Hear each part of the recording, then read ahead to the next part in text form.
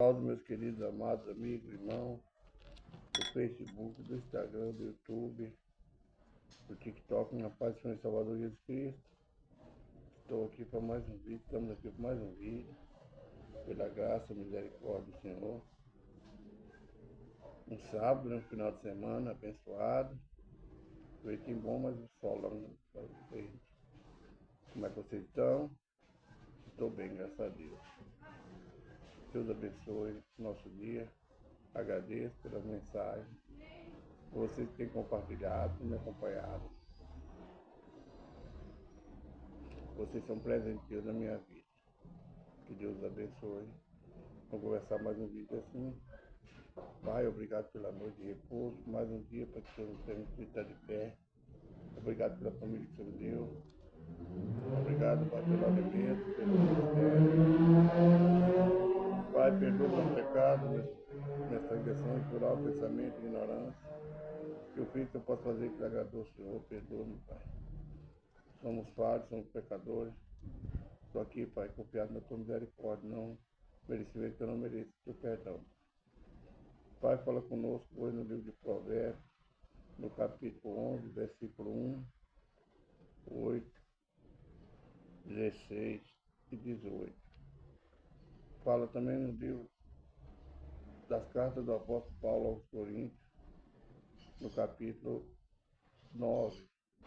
Não sei o que eu quero ouvir, não sei o que eu quero falar, mas que o teu Espírito tenha falar, que tenha para libertação, para consolo, para transformação, Pai. Mas que seja para a glória do teu santo nome. Amém. Irmãos, livro de Provérbios, capítulo 11, versículo 1, 8, 16 e 18. Versículo diz assim: balança enganosa é abominação para o Senhor, mas o peso justo é seu prazer. Quando diz balança enganosa, está falando também para a nossa vida, Se nós andarmos com engano, nós tornaremos abominação, Senhor. Nós somos mentirosos, somos falsos, somos abominação, Senhor. Deus abomina. Quando diz balança, quando a gente julga uma pessoa segundo a aparência, pelos cultos que ele passa, não somos a bênção do Senhor, somos abominação. Quando a gente julga. Ele fala que com a mesma medida que nós julgamos, seremos julgados. Mas os pesos justos é prazer do Senhor. A pessoa que anda em justiça, pratica a justiça, é um prazer para o Senhor. É o prazer do Senhor ver a pessoa que anda no caminho reto, que tem a bondade do coração, que tem sentimento perfeito. Versículo 8. O justo é libertado da angústia, e o ímpio fica em seu lugar. Quando as pessoas te atacam, quando as pessoas te humilham, te julgam, você é libertado da angústia, da sua tristeza. Mas aquele que te julga, aquele que te condena, ele fica no teu lugar. Essa balança é justa, peso justo. Porque Deus é justo e ele nos justifica. A mulher aprazível guarda a honra, como os vinhedos guardam a riqueza, como o violento guarda a riqueza. A mulher aprazível guarda a honra, como o violento guarda a riqueza. A mulher que tem sabedoria, a mulher que honra o seu papel de mulher, de mãe, de esposa, ela guarda a honra.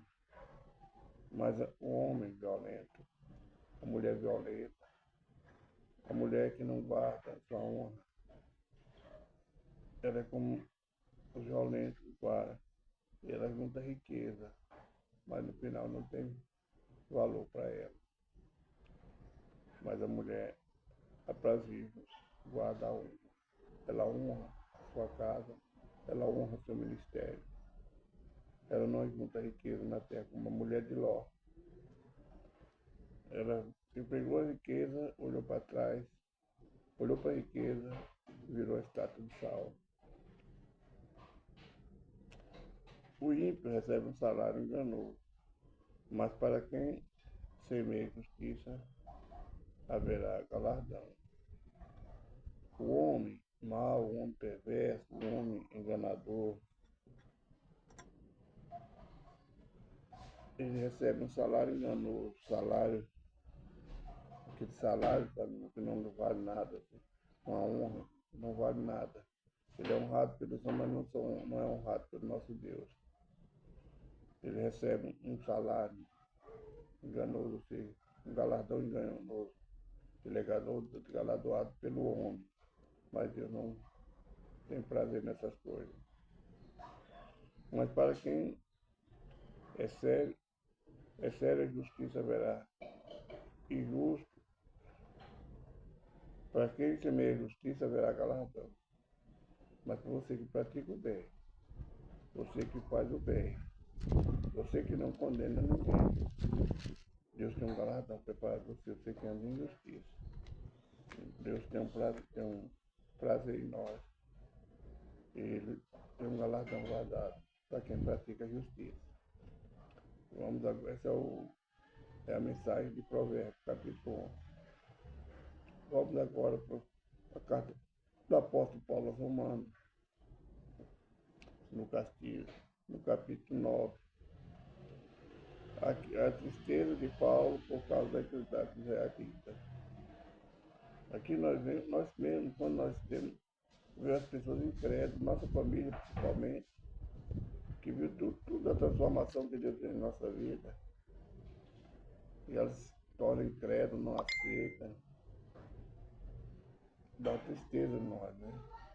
Quando nós vemos pessoas entrar na igreja, ou no nosso trabalho, ver o nosso crescimento se inveja, mas não olha, por que nós temos aqui, fomos honrados naquele trabalho, ou na igreja, na escola, onde nós estivermos.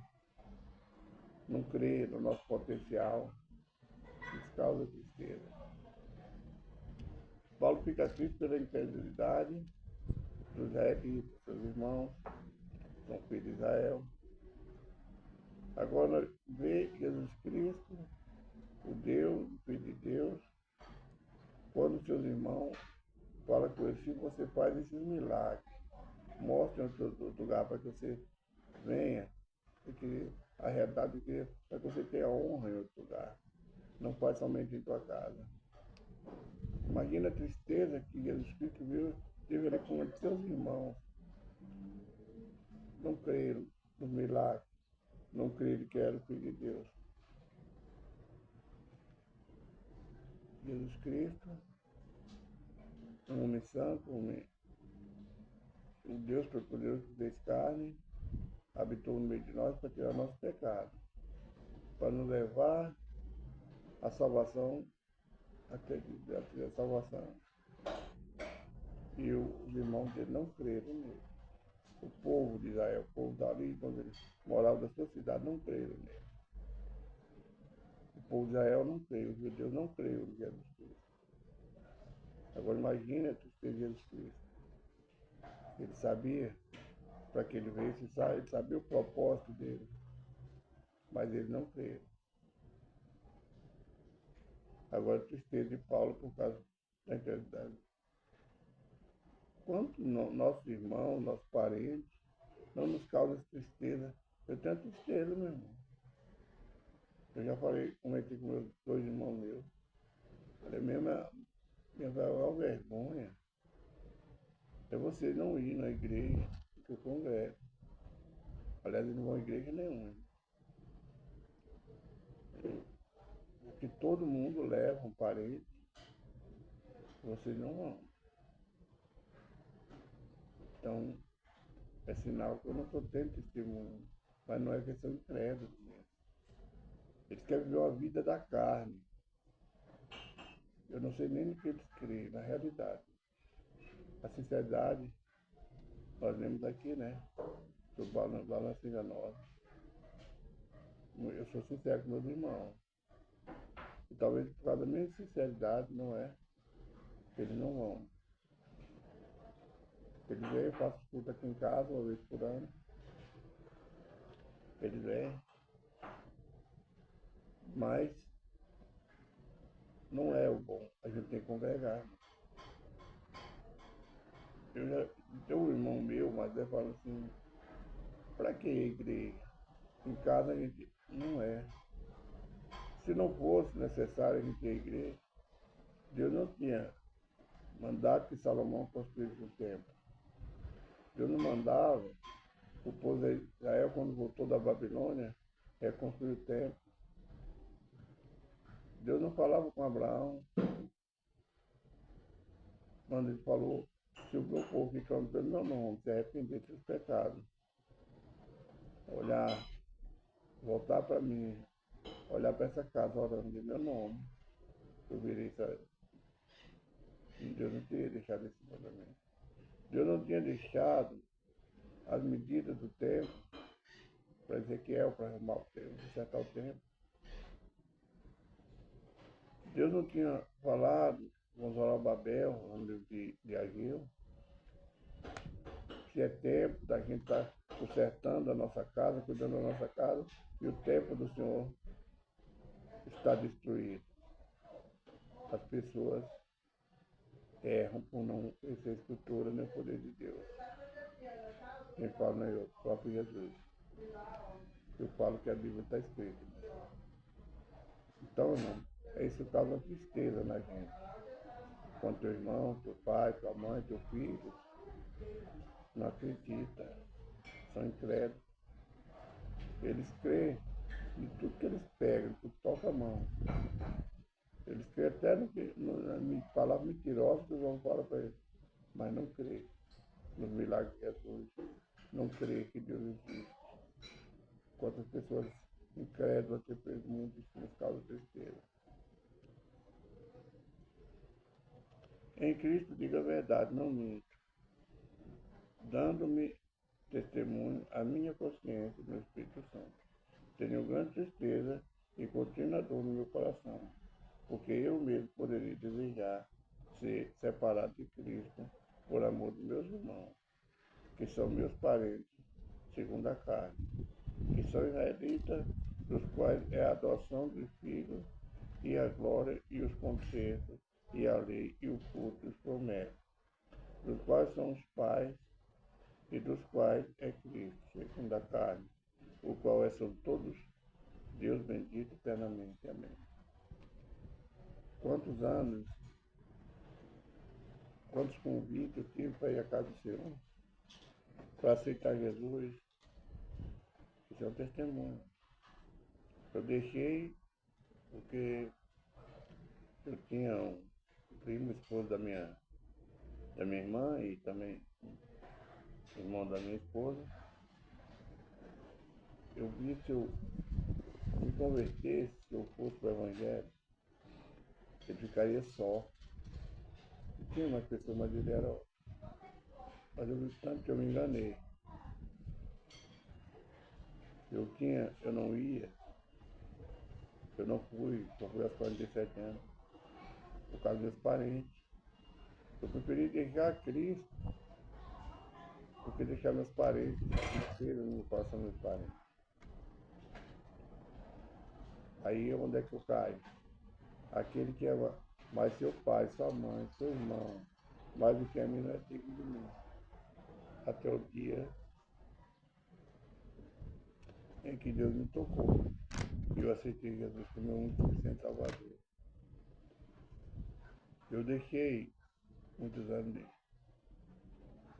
Cristo de lado, apesar de eu ler a Bíblia, fazer minhas orações, mas eu deixei por amor aos meus parentes da carne, como Paulo fala aqui.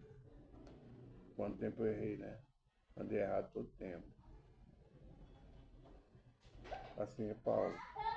Pela incredulidade da minha família, eu preferi continuar no mundo do que até o dia que a palavra me tocou. Está acabando a bateria, irmão. Versículo 6 até o 33.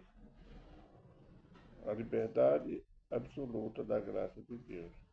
Não que a palavra de Deus haja faltado, porque nem todos os que são de Israel são israelitas, nem por serem descendência de Abraão são todos filhos, mas Israel que será chamada a sua descendência. Nem todos que são israelitas, nem todos que são teus irmãos, são filhos de Deus, são criaturas, porque não aceitaram Jesus. Nem todos que moram na tua casa são filhos de Deus, são criaturas, porque não se entrega a Jesus, são incrédulos. Assim como nem todos que moravam em Israel eram israelitas, eram filhos de Abraão, eram filhos de Isaac, não. Alguns eram estrangeiros, mas mesmo alguns que eram da descendência dele, não se circuncidaram, deixaram fazer a aliança da circuncisão, a Deus com Abraão. E nem todos que estão na tua casa podem ser chamados de filhos de Deus, porque nem todos entregaram ao Senhor. Muitos andam na incredulidade, andam fazendo a vontade do mundo, mas todos são criaturas.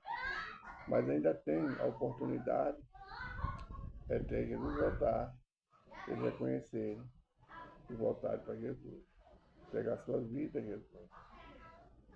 Eu não estou falando de igreja, não estou falando de religião, estou falando de Deus, entregar a Jesus, confessar Jesus perante o homem. Jesus para todo aquele que me confessar perante o homem, eu confessarei diante do meu Pai.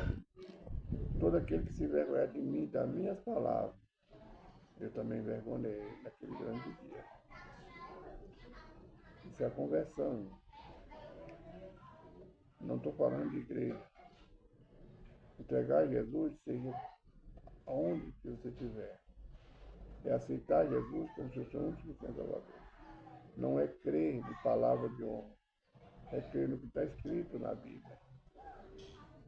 É crer em Deus, crer em Jesus, crer na misericórdia de Deus sobre nossa vida.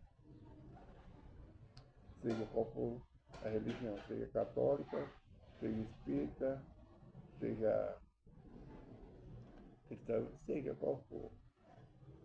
Você aceitar Jesus, você se torna, se arrepender do seu mau caminho, confessar Jesus, você se torna filho de Deus, não mais criatura, mas filho do Criador.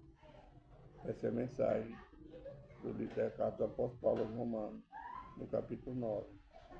Vamos fazer uma oração. Senhor, meu Deus, meu Pai, obrigado por mais um dia, Pai, obrigado por uma semana que termina. Pai, cuida, Pai, dos teus filhos, cuida, Pai, da tua igreja, cuida do teu povo, Pai. O Senhor sabe a necessidade, as lutas, Pai. Sabe os embaraços que tem no caminho dele, as pedras de tropeço, Pai. Limpa o caminho dos teus filhos, limpa o nosso caminho, Pai. Nos ajuda a levar uma vida perfeita diante do Senhor, Pai.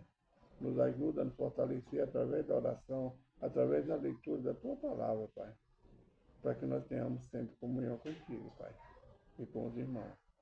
Pai, eu peço ao Senhor, Pai, nessa hora, estenda a Tua mão sobre o lado do filho. O Senhor sabe a necessidade dele, a necessidade de cura, a necessidade de porta aberta. Sabe o que o Teu filho precisa, Pai. Os abençoe em nome de Jesus também. Irmão, a profecia estava se cumprindo, Jesus Cristo está voltando. Jesus te ama, eu também te amo. Fica na paz de Jesus Cristo. Abraço bom, irmão Jorge. Bom final de semana. Fica na paz de Jesus Cristo.